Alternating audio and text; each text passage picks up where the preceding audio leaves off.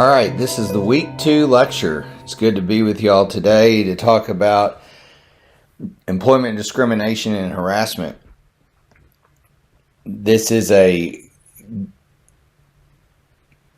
concept in the employment world that gets a lot of discussion in the media, and it also is a concept that is really governed by statute, and as you will see, what a lot of people think is actionable harassment or discrimination may not rise to the level because there's not a particular statute that protects them. So we'll go through this and start the presentation now. As you'll see from this first slide, there are certain protected classes that have been created by statute, and the laws in the there's federal laws and there's Texas laws, as well as each state will have its own laws on what is and is not a protected class. Generally, this list here is being taken from federal law, and so as you'll see, the different protected class statuses are race, color, national origin, religion, and all those are going to be protected really under a law called Title VII. And they all kind of fall within Title VII, which is a federal law. Another protected class is military status. Sex is also going to be sex/gender is going to come under Title VII as well. And then there's sexual orientation and gender identity. It's under Title VII. Disability is another protected class that falls under the Americans with Disabilities Act, which is often referred to as ADA. And then there's also age is a protected class. But what's important about age is it's only people 40 years or older are protected. It does not protect young people from being discriminated against for lack of experience. And that's purely because of the way the statute is drafted that says the protected class status is people 40 years old or older. Citizenship is another protected class, and then genetic information and immigration status is one. This is a list of some. There are many more protected class statuses, and also there are state law protected class statuses. For example, now in many states, how you wear your hair is a protected class status. Some states will have marital status will be a protected class status, or weight or appearances can be protected class status.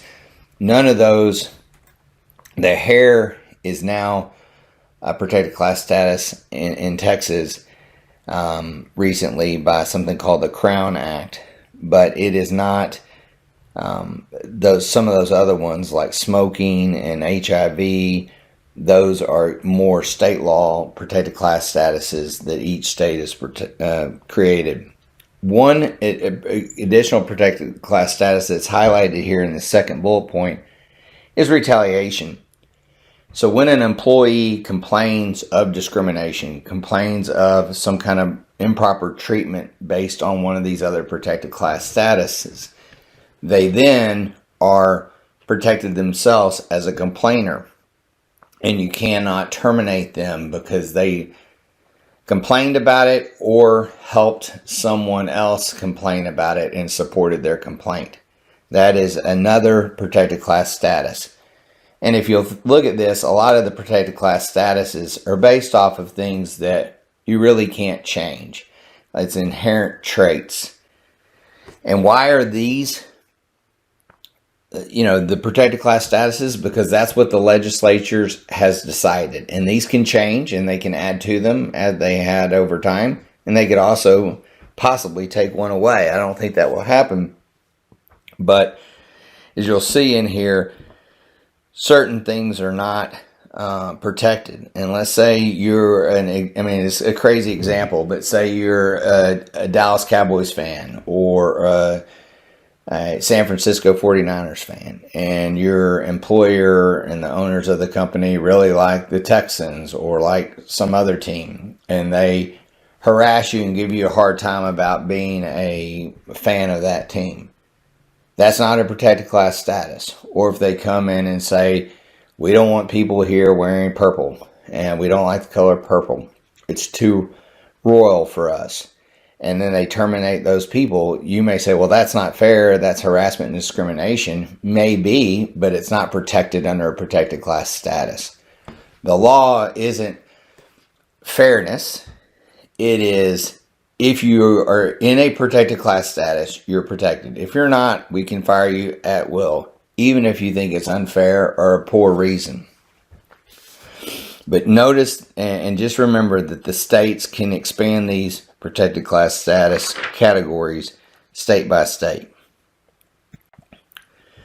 When we talk about discrimination and harassment, they're really, people think of, it's only based on the protected class status. And that's what I was just referring to in the previous slide. You know, if we're going to discriminate and harass someone, it's okay to do so as long as it's not based on a protected class status. So if you give someone a hard time for being late to work every day or not doing a good job, and even if you do so in a rude manner, that's not protected under the law. There is not currently in Texas or under the federal law a bullying statute. And a lot of the employees coming up now think because there was so many anti-bullying rules at school that there should be rules like that in the workplace. And there aren't. There's a couple of states that have passed an anti-bullying statute, which is kind of scary from the employer's perspective, because what will hit and be protected and not.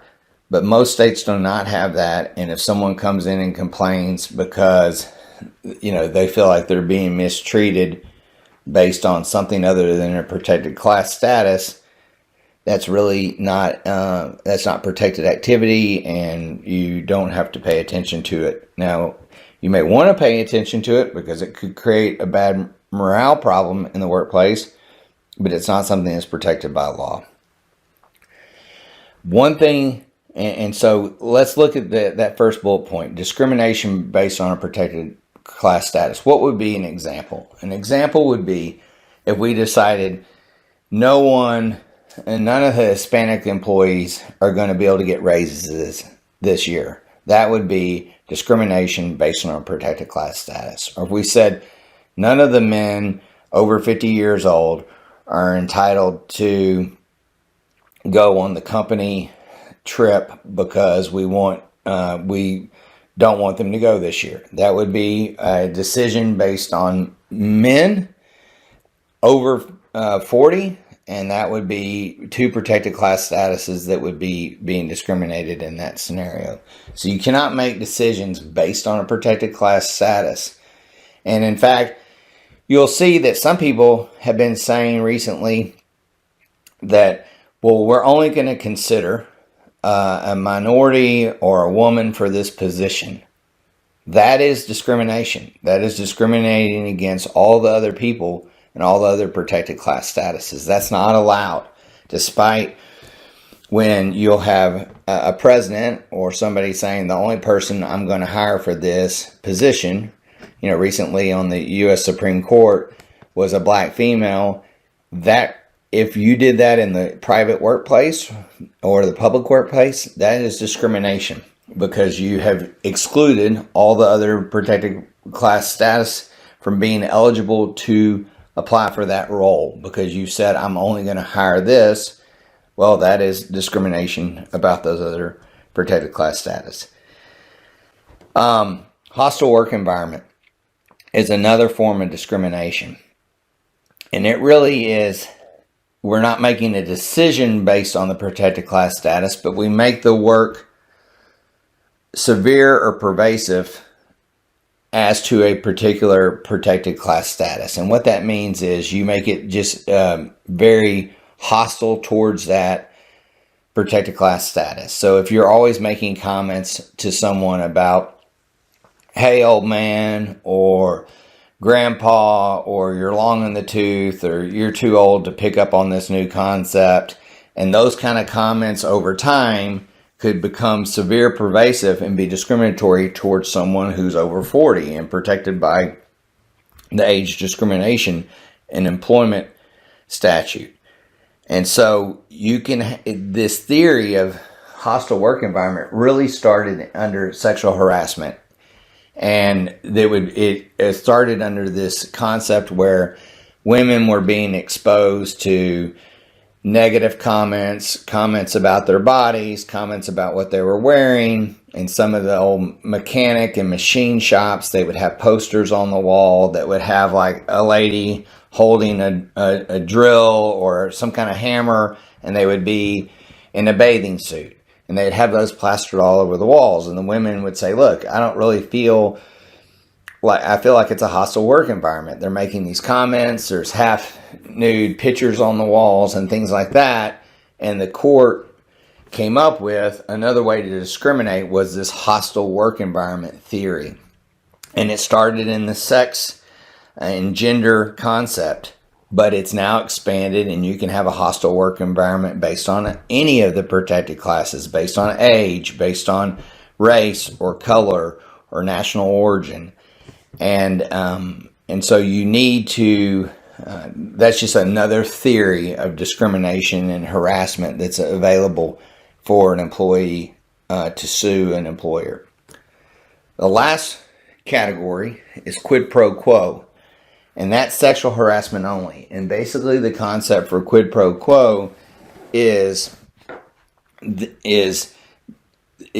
stands for, it's a Latin term for this for that. And so if you say, I will give you a raise in exchange for going on a date or some other sexual favor, that's a quid pro quo relationship, and that's sexual harassment. The only people that can really be liable for sexual harassment in the workplace would have to be under quid pro quo would be a manager or supervisor, because they're the only ones that have the authority to affect a term, condition, or privilege of employment like that, saying if you don't go on a date, you won't get a raise, or if you, because they have to have the authority to actually give the raise or give the promotion or demotion or termination. So the people who are going to be liable for quid pro quo would have to be a manager or supervisor who has authority to do that act. If a coworker came to another coworker and said, go on a date with me, and if you don't go on a date with me, you're not going to get a raise, well, that person doesn't have the authority to give the raise, so they really they don't stand in the right position. Now, look, if they continued to ask you to go on a date every day and it became annoying and embarrassing and something you didn't want to go to work for, you could complain. And if the company didn't take steps to stop it, eventually it could become a hostile work environment, and you could have a claim of discrimination or harassment under that with respect to the coworker. And we'll talk more about the theory of liability under these in a few slides further in this lecture. The next slide that we're talking about is before you can file a claim for sexual harassment or any discrimination or harassment claims, misspoke on sexual harassment, it's any, you have to go file with the EEOC or the Texas Workforce Commission if you're in Texas, and you have to file what's called a charge of discrimination. And when you do that, you can file in one or the other, and it's effectively filing in both if you check a box that says you want a dual filing. What the government agency will do is they will investigate the charge when it's been submitted to them. Now, you will also typically be offered voluntary mediation, and that is a procedure where the parties can go mediate their dispute, and if they come to an agreed resolution, it will be over. If you don't participate in the voluntary mediation, the company will have to come in and put together what's called a statement of position. And this statement of position is going to be a written document that's going to explain why the discrimination didn't take place.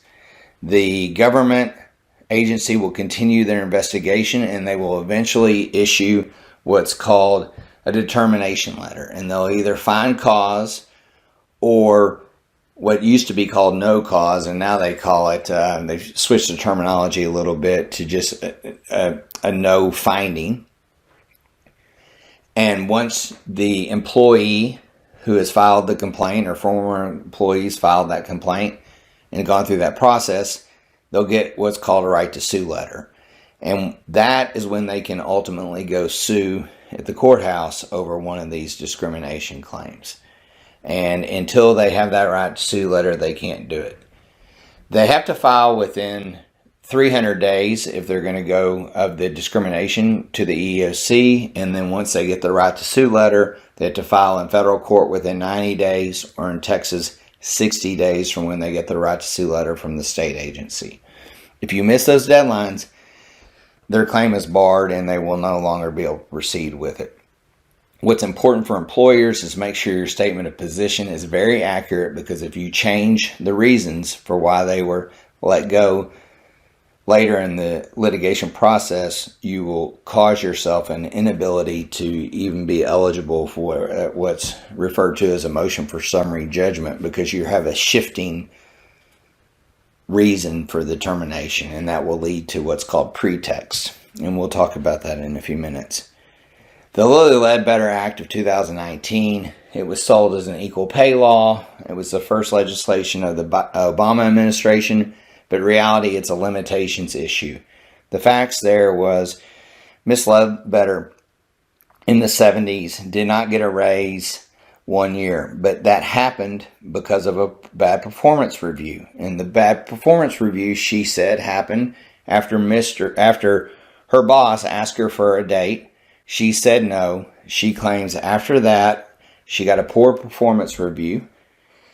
Because of that, she only got a 2% raise that year versus the standard 3% raise. And she sued for discrimination in in 2000s, about 30 years after that decision happened. And her case got thrown out because they said the statute of limitations ran back in the 70s when that happened, because she knew she didn't get that raise at that time. Her argument was that each time there was a new paycheck, the new paycheck would create a new statute of limitations, because the effect of that discrimination from the 70s was being felt in every paycheck forward, because if she had gotten a 3% raise that year, every raise after that is lower because she only got a 2% in the 70s. And the court came in and created this statute of limitations, and it says that if the effect of the discrimination took place but is being affected by pay, each new pay period would start a new statute of limitations, which is a very scary concept, because when Miss Ledbetter made this thing, her boss had already died. Companies don't have records back that far, and it really is a strange statute, but a strange law, but it deals with statute of limitations and not gender or anything like that. Okay, types of discrimination. We have intentional discrimination, which is called disparate treatment. And that is where someone says, the examples I just talked about earlier, we aren't going to give raises to any of the white men over 50. That is intentional discrimination against a protected class.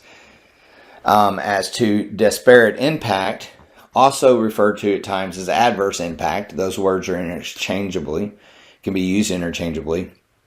There's no intent to discriminate.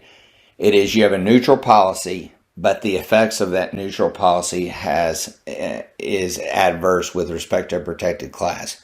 For example, if you said the only people who could be managers at the company are people over 6 feet tall, that would have a disparate impact on women, because women typically are not 6 feet tall, and then probably certain Asian populations or Hispanic populations would probably have an adverse impact based on that, due to their heights not generally being as tall as others.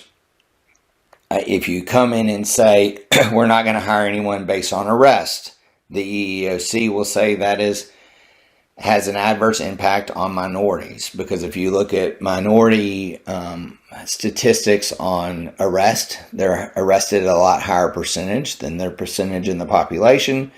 So if you had a neutral policy based on arrest, it would necessarily, according to the EEOC, have an adverse impact on, blacks and Hispanics. Retaliation, we've talked about that earlier. That's another protected class, and that would be intentional discrimination. That's a disparate treatment, because retaliation is they filed a complaint against me and you're now retaliating against them. That would be intentional because you're upset that they did that. So it would fall under those two categories into disparate treatment versus disparate impact. Reverse discrimination is really kind of a misnomer. There's no such thing. People would say if a white files a discrimination claim, that's reverse discrimination, but in reality, it's just discrimination. If you're discriminating against them because they're white, you're discriminating against them because they're black, Hispanic, female, their religion, whatever. It's just discrimination. So I would try to stay away from reverse discrimination, because it really doesn't. Reverse from what? It doesn't make a whole lot of sense. And then you can discriminate in certain circumstances if you have a bona fide occupational qualification. And what would that be? Let's say you had to hire someone to be the locker room attendant at the fitness club down the street. You could limit that to women for the women locker room attendant. And that would be a bona fide occupational qualification, because you could say, look, a man doesn't qualify for that because our women would not feel comfortable having a man going around and handing out towels in the women's locker room. People have tried to make that bona fide occupational qualification historically for flight attendants. Southwest Airlines people used to only hire women as their flight attendants. And they said, well, that's what their customers liked. And they lost because they said, you can't go based strictly on customer preference. And if you did that, that's not a bona fide occupational qualification. And you may wonder, well, how does Hooters get away with only hiring women as their thing? That is illegal. As their waitresses, that's illegal, but they likely, and you can see, settle every case when a man files and says, well, he should have been hired as a Hooters wait staff, because there isn't a bona fide occupational qualification that only women can hold that role. Okay, proving discrimination. There's two types of ways you can prove it. Direct evidence, which would be we're not hiring them because of X protected class. Another way is circumstantial evidence, which is also based on this pretext concept. And so how does that work? If for someone to file under the pretext concept when they don't have direct evidence of discrimination, they first have to show that they are a member of what's called a prima facie case. And if they can show that, and the prima facie case elements are here, but they vary from time to time based on what they're trying to prove. But typically, the plaintiff has to show they're in the protected class and have the protected class characteristics. So if you're going to come in and say, I'm a man over 50 or over 40, so I'd have to be, over that age and be over that age. I applied for the opportunity, and the opportunity was available. I was qualified for the job, and that I was denied the job, and they continued to proceed with hiring, and they hired someone outside the protected class. So in that example, they hired someone under 40. Or if you say it's based on your race, and an African American would say, well, I'm African American, I applied for the job, the opportunity was available, I was qualified, and then they hired somebody else that is not an African American position. And that would do the prima facie case. Then the burden switches, and the defendant or the company must prove a lawful motive, produce evidence of a lawful motive for their decision. So they'll come in and say, well, we didn't hire that person because they weren't the most qualified. This other person was more qualified, and we did that based on the resumes and their work history, for example. And then the burden of proof then switches back to the plaintiff to come in and show and cast doubt on that reason. And they would come in and say, well, that's not right. I have more experience. Look at my resume. And if they can show that they cast doubt on that, then they will have satisfied the burden shifting test, and they will be able to proceed with their claim under a pretext analysis. And so this applies again to times where you don't have direct evidence that we didn't hire this person because they were old, or we didn't hire this person because of their race. And because people now know that these are the protected class status is there, over time they have hidden their discrimination, if there is that, and it's more likely that they're more likely going to have to prove their case through this burden shifting test of a prima facie case. Then it shifts to the employer to say the legitimate reason, and then it shifts back to the employee to create some evidence to cast doubt on the employer's reason. When you're proving discrimination, there's really two levels of discrimination that you have to prove for an employee, for an employer, and you have what's called supervisor harassment and discrimination. Is going to have one level of proof versus a coworker. And so a supervisor, they have to be trained, and managers not to engage in it. And if they engage in the discrimination or harassment, if there's no adverse employment action, such as no loss of job, no loss of pay, no termination, then they can have a defense that will not make them liable. But if a manager engages in some kind of sexual harassment, or supervisor, and then there's been an adverse employment action, their ability to raise certain defenses are limited. As a coworker, there's no guarantor, or as an employee, there's no guarantee that your work will be perfect in the workplace. And for instance, if you were working and another coworker came in and called you a name that had some kind of racial or age or religious negative statement, that alone would not create an actionable claim. There's many cases out there where someone has come in and called someone a derogatory name like the N-word one time, and that does not create liability. What it creates is you have a duty to complain, and the company then has a duty to take prompt remedial action to end the complaint of conduct. Or if someone comes in there and grabs someone inappropriately and touches them inappropriately, or hugs or tries to kiss them, or slaps their bottom, that isn't going to create immediate liability.